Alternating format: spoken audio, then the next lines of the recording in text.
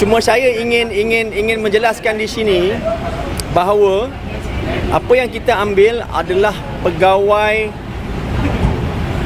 askar yang bersara dalam short service yang masih lagi bertenaga dan muda untuk melaksanakan tugasan-tugasan di lapangan.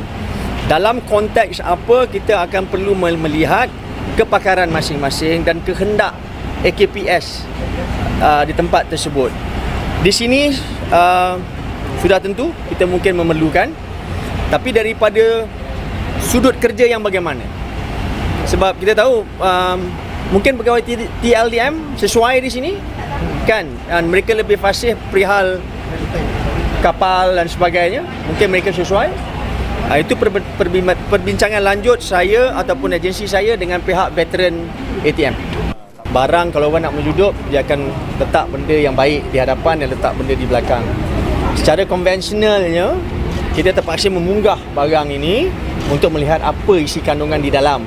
Seperti semua sedia maklum, a scanner is a scanner. It's like an X-ray machine.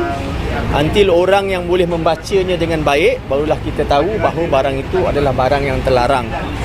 Dan orang yang nak menyeludup akan membuat segala perkara yang boleh untuk memastikan ada pembiasan dalam imej X-ray tersebut.